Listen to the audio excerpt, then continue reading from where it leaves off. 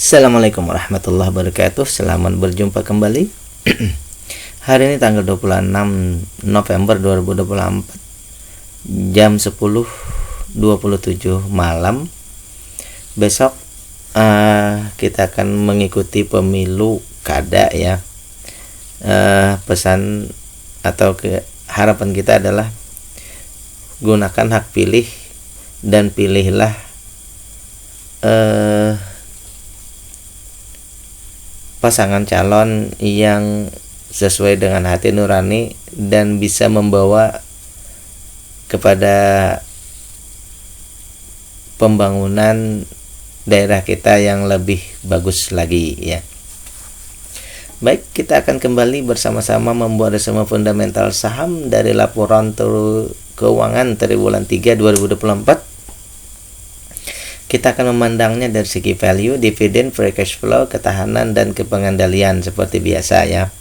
Analisa ini adalah bahan pertimbangan tambahan atau edukasi ataupun juga pembanding ya, bukan perintah untuk melakukan aksi beli atau jual, karena setiap investor itu punya pemikiran dan cara masing-masing untuk menemukan saham atau emiten yang menjadi investasi mereka. Baik, emiten yang kita bahas kali ini adalah MYOH, NCKL, dan Nobu. Sekali lagi bahwa pembahasan kita, emiten yang kita bahas ini adalah emiten yang menurut pemahaman kita, mereka punya data awal itu memenuhi kriteria ya. Data awalnya memenuhi kriteria. Baru nanti kita analisa lagi sampai kepada rasio-rasionya ya. Selanjutnya saya sudah membuat playlist yang saya letakkan di deskripsi. Silahkan klik playlistnya itu ya, untuk mendapatkan video-video tentang emiten-emiten yang sudah saya bahas di triwulan 3 ya. Siapa tahu mungkin di situ ada video yang mungkin emitennya Anda sedang cari untuk mengetahui datanya ya. Jika dirasa pembahasan kita ini bermanfaat, jangan lupa untuk klik like, subscribe, dan share juga ya. Dan jika Anda ingin berkontribusi terhadap pembahasan kita, silahkan ditransfer ke nomor rekening yang tertera di layar. Baik, yang pertama ini Samindo Resources Tbk atau MYOH ya. Kita cek dulu ya, apakah ada berita atau hal penting lainnya.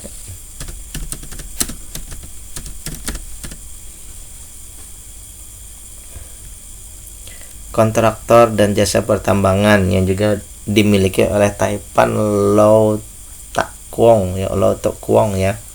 Jadi MYOH ini adalah salah satu perusahaan milik Pak Low Tak Kwong ya. Kalau tidak salah Bian itu juga milik beliau ya. Berarti ini mungkin ada hubungannya ya. Dalam artian bahwa Bian itu bidang batu baranya,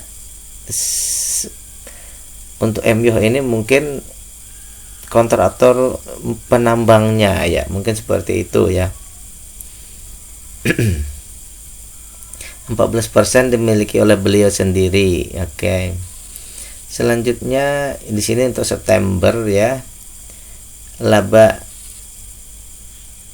MYOH ini turun 34,77%. Ini bidang apa? Sudah ya, apa itu MYOH? Perusahaan gaya hidup mewah dan keluarga. Ini bukan ya, berarti bukan itu ya. Oke, kita lihat lagi yang terbarunya ada Juni, oke, September nih, ada September. Kalau yang tadi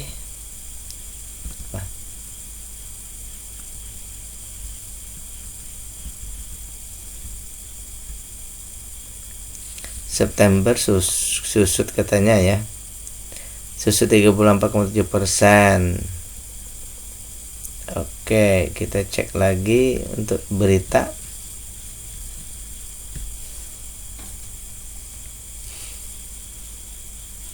Turun tadi ya. Berarti ada berita ya kurang bagus dari ini berita ya. Emiten Lauter Keuangan Samindo Resources memetik hasil dari akuisisi TRJA. Oh, berarti di sini ini 1 minggu yang lalu ya. Emyoh ini mengakuisisi TRJA ya. Berarti sudah mulai mendapatkan hasil di sini ya. Samindo Resources memetik hasil dari akuisisi yang telah dilakukan terhadap Transcon Jakarta atau TRJA. Top line dan bottom line Emyoh kompak menanjak hingga periode kuartal 3. TRJA ini bukan bidang itu ya, bukan batu bara ya. Nanti kita cek dulu ya. Meningkat 42% dibanding tahun lalu. TRJA bukan melalui akuisisi TRJA, Emyoh membekukan jasa penyewaan kendaraan layanan lainnya. Oh, berarti di sini penyewaan kendaraan ya. Berarti ini di luar atau dia ini baru ya. Bidang usaha baru ya. Coba kita cek.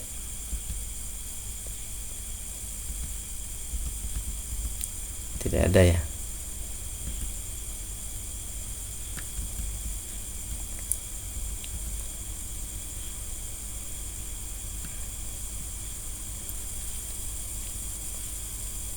Di apa ini? Maret ini tender offernya setelah 6 bulan sudah mendapatkan hasil, mungkin begitu ya. Coba kita cek di sini khusus TRJA dulu ya. TRJA.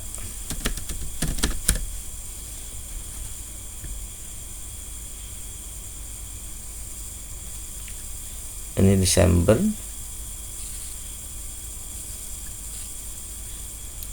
Emyoh suntik dana. Oke.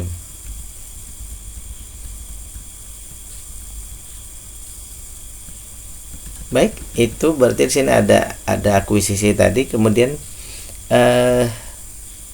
Emyoh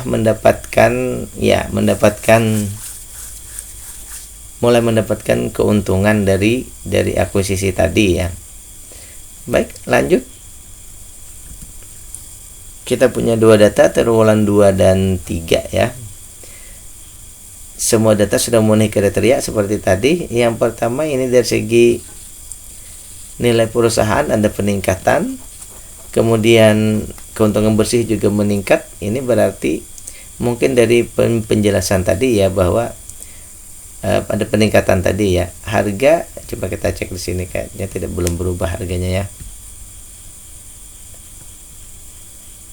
Nah, ini bukan TRJ, bukan Emyoh, sorry.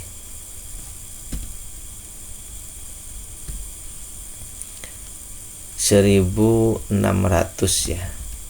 Oke. Harga ada peningkatan di 1.600. Jadi untuk Emyoh ini harga sekarang, keuntungan dulu ya. Untuk triwulan 1-2 ini 9%, triwulan 3 ini 14%, berarti sudah di atas 10% dan hampir sudah mendekati ke growth company ya, tapi dia masih fair company, tapi sudah di atas 10%.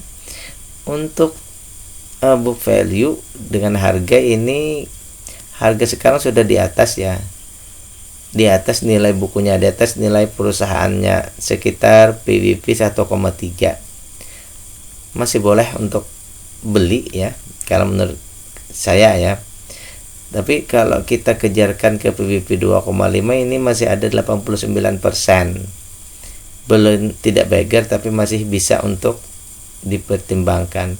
Kemudian untuk maksimal beli ini kita punya diskon 8%. Jadi kalau beli sekarang kita punya diskon 8%. Namun untuk maksimum yang kita kejar ini ada 89% ya. Sehingga valuasinya wajar ya. Kemudian untuk dividen ini dividennya hanya 17%. Kemudian juga untuk dividen yieldnya ini di bawah dari inflasi ya. Jadi valuasinya wajar, dividennya masih kurang ya. Untuk free cash flow untuk ketahanan ada penurunan, tapi masih dalam batas ambang yang besar, yaitu di 18%. Aset lancar oke, bertambah ya. Untuk ketahanan perusahaan oke semua, cuma semua saham ada di bursa ya. Semua saham ada di bursa. Kita sampai pada opini akhir kita tentang perusahaan ini. Keuntungan sudah oke, berarti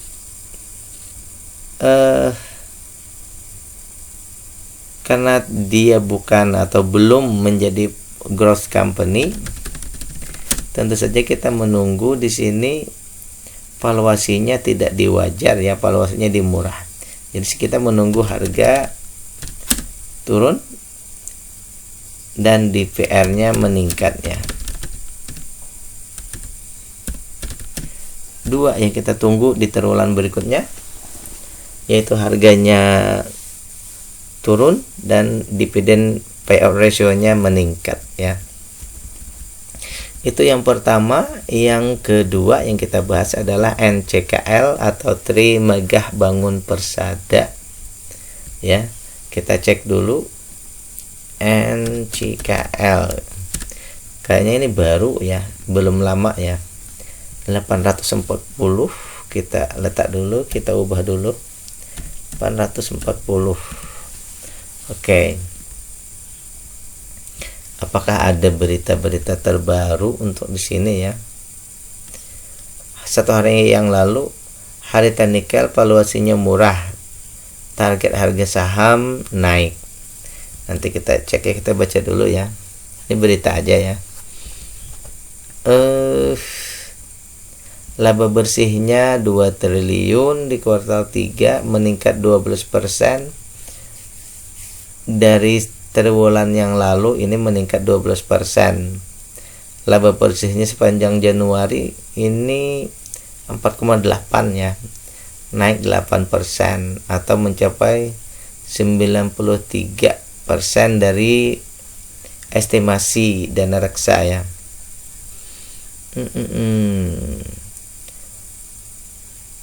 Pertumbuhannya di kuartal 3 ini 11% atau anggap saja 12 ya.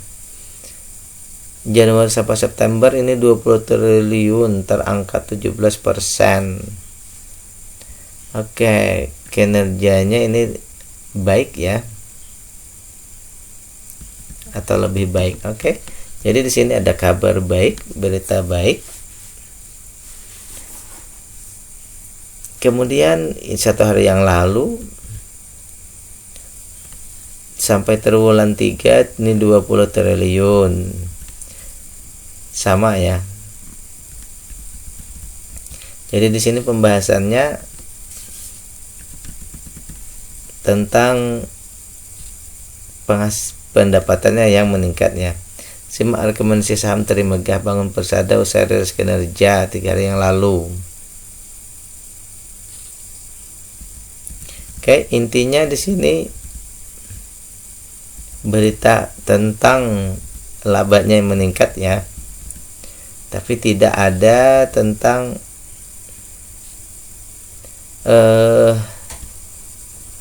aksi korporasinya. Baik, kita bahas selanjutnya. Di sini yang pertama bahwa semua data tadi memenuhi kriteria. Kemudian atau kita cek dulu ya, mungkin ada ada sedikit perubahan data di sini ya. Yang pertama tadi dari segi permodalan ini ada peningkatan, kemudian keuntungan bersih juga meningkat, harga ini turun, valuasi meningkat tapi harga turun, ya cukup menarik. Aset lancar meningkat, hutang meningkat dan menurun, berarti di sini mix ya. Sehingga kita ambil selanjutnya dari segi rasio, triwulan 1 21, triwulan 2 22, triwulan 3 21. Berarti keuntungan bersihnya ini 20%-an ya. Dan ini termasuk perusahaan yang kita anggap saja growth ya, karena untungnya besar sekali. Kemudian dari segi maksimal beli tadi ya, di harga dari nilai buku ya, kita sudah di atas dari nilai bukunya sekitar 91% atau setara PBP 9,1,9 ya. Oh sorry, kan ini growth tadi begini ya, karena growth. Kemudian untuk maksimal beli kita punya diskon 12%.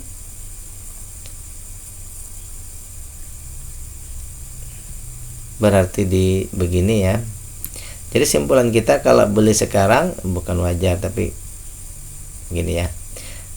Beli sekarang ada diskon 12%, tetapi kalau kita mau mengejarkan ke PBP 2,5 hanya tinggal sekitar 31%. Jadi kurang dari 50% ya. Sehingga untuk valuasinya di sini valuasi wajar ya. Kemudian untuk dividen ini sudah memenuhi kriteria, yaitu 30%. Hanya tadi karena dia perusahaannya tadi growth, sehingga harganya yang tinggi tadi ya menyebabkan dividennya menjadi kecil. Selanjutnya untuk free cash flow ya, ada penurunan di free cash flow dari 107 ke 86, tapi masih dalam kriteria yang 19%, berarti tidak masalah ya. Terakhir, ini perusahaan juga tidak trading ya. Perusahaan hanya 15% saham yang ada di bursa. Kemudian dari 15% itu pun asingnya 8, berarti asingnya lebih dari 50% yang ada di bursa ya. Jadi di sini pergerakan asing juga menentukan harga ya. Menentukan pergerakan harga. Oke, baik, kita bahas berikutnya. Pertama tadi kita sampai pada opini ya.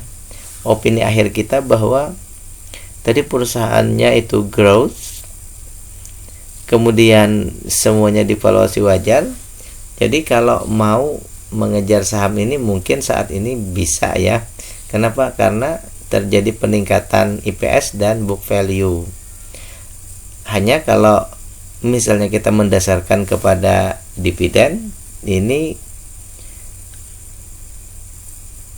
masa tunggunya ya dividen upah menunggunya ini kurang dari 5% ya.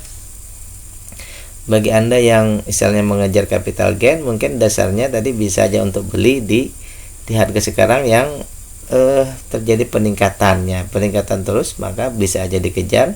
Tapi kalau misalnya EPS dan book value-nya menurun, maka mungkin itu sudah saatnya untuk keluar ya. Bagi yang mau trading mungkin seperti itu ya. Namun bagi kita ya, divaluasi wajar berarti ini perusahaannya tadi sudah memang growth ya. Kita menunggu di maksimal wajar pun ini sudah oke. Hanya ya dividennya yang masih kecil ya. Jadi mungkin satu saja lagi, dividennya sudah besar, berarti di sini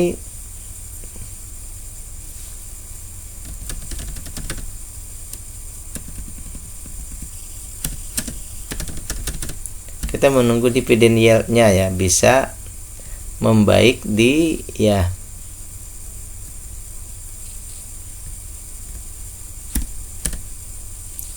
setara dengan 5% ke atas ya. Seperti itu. Tapi bagi Anda yang ingin mengejar tadi bahwa ini growth tanpa memperhatikan dividen, mungkin bisa saja tadi beli di saat tetap IPS tetap selalu meningkat ya. Itu saja untuk NCKL ya. Tapi kalau menurut pemahaman kita tentu saja ya dividen yield-nya meningkat ya di valuasi yang wajar tadi. Selanjutnya kita akan membahas yang ketiga, Bank Nobu, Bank Nasional Nobu ya. Yang pertama seperti biasa bahwa semua data awal ini memenuhi kriteria. Kita tinggal melihat apakah ada aksi korporasi atau tidak di sini ya. Oke, selanjutnya Nobu.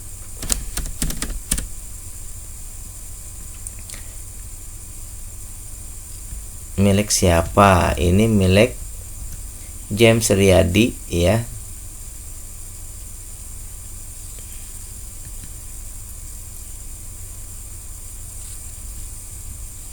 Kemudian kemarin ini bergerak di bidang apa? Ini sudah jelas ya, jasa perbankan. Kemarin bukan asik ya, ramai kabar tentang Nobu merger ya. Isu merger Bank Nobu dan Bank MNCN itu ya sudah muncul sejak 2023. Tapi sampai sekarang kayaknya belum ada kabar terbaru ya. Bank MNC itu punya Pak Haritano, Nobu ini Pak James Riyadi. Tapi rasanya belum ada kabar terakhir, atau kita cek nanti kabar terbarunya apa ya. Ada transaksi nego, ini Mei ya. Ada transaksi nego 1,2 T di Bank Nobu dan Bank MNC. Apakah akan merger? Seperti itu ya. Soal merger Bank MNC dan Nobu, OJK bilang begini. Coba kita cek lagi.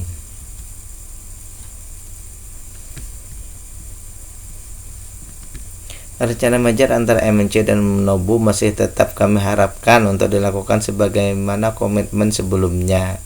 Berarti ini belum ya. Namun dua bank ini memiliki karakteristik bisnis dan budaya perusahaan yang berbeda. Jadi perlu berhati-hati dan tidak tergesa-gesa. Jadi di situ masalahnya ya. Kultur dan budayanya yang berbeda. Jadi ini perlu sinergi dulu ya.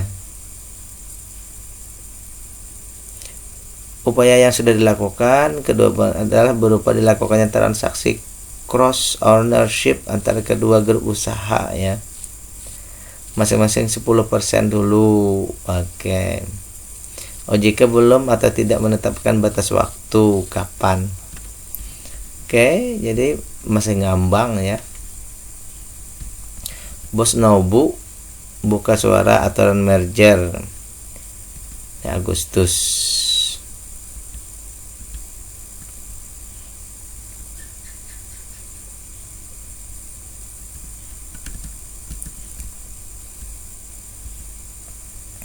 Suhaimin Johan sebenarnya tidak menjawab secara detail perkembangan proses merger. Kami ikuti aja arahannya Pak Dian. Oke. Dirinya juga mengakui bahwa transaksi cross ownership alias silang saham kedua bank sejalan dengan proses konsolidasi kedua bank milik konglomerat tersebut. Oke. Disinggung soal Hanwha Life yang akan mengakuisisi berapa persen ya saham Bank Nobu dari Lepo Group. Dia enggan berkomentar. Rupanya di sini ada pihak lain juga ya yang mau mengakuisisi. Berapa ya? Sekitar 40 ya. 40% ya.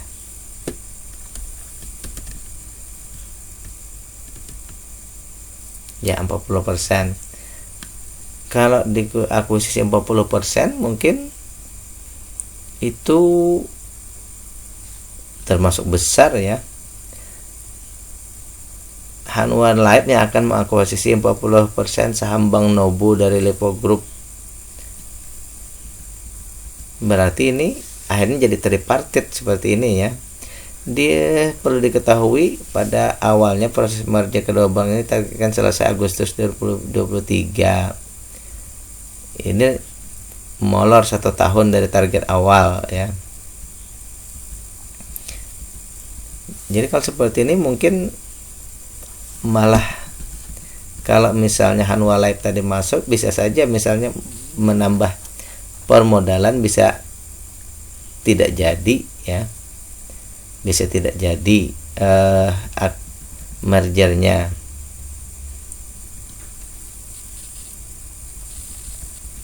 Tapi kita tunggu saja ya bagaimana yang berikutnya. Naik 116%, ini berita terbaru ya. Labanya 226 miliar. Proses merger, proses alot merger molor hampir setahun. Ini malah belum terjadi ya. Oke, nanti kita lanjut lagi apa yang terjadi nanti ya. Kita punya 3 data triwulan untuk nilai perusahaannya, untuk modal ya meningkat ya. Untuk keuntungan juga meningkat. Ini berarti perbaikan kinerja ya. Kinerja dievaluasi. Harga, oke, kita belum cek harga ya.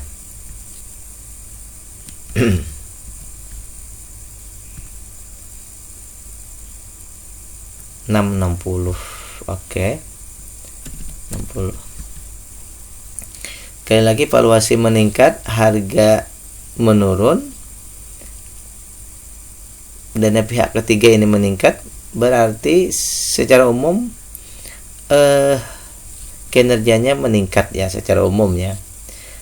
Untuk rasio-rasio triwulan 1 4,8, triwulan 2 6, triwulan 3 7. Berarti di sini keuntungan meningkat terus ya. Keuntungan semakin meningkat, namun masih di bawah 10%. Keuntungannya makin meningkat tapi masih di bawah 10% ya.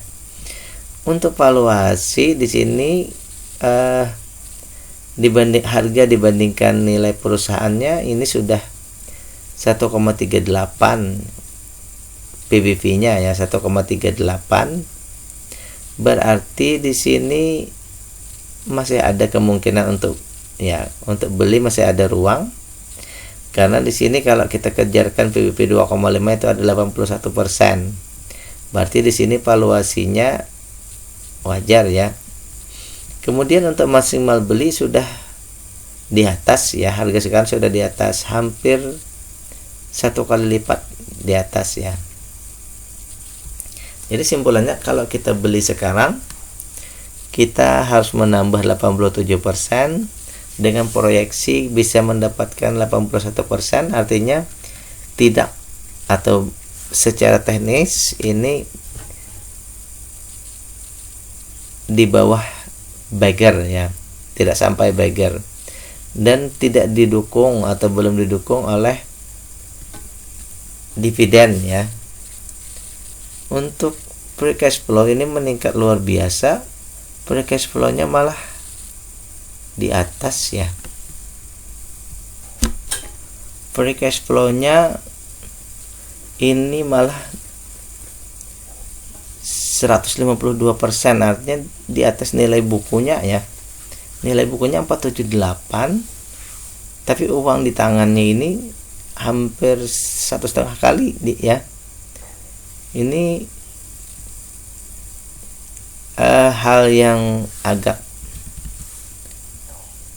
jarang-jarang ada ya seperti ini. Untuk aset lancar ini tidak dilihat, dan pihak ketiga ini meningkat ya. Masyarakat ini juga aman ya.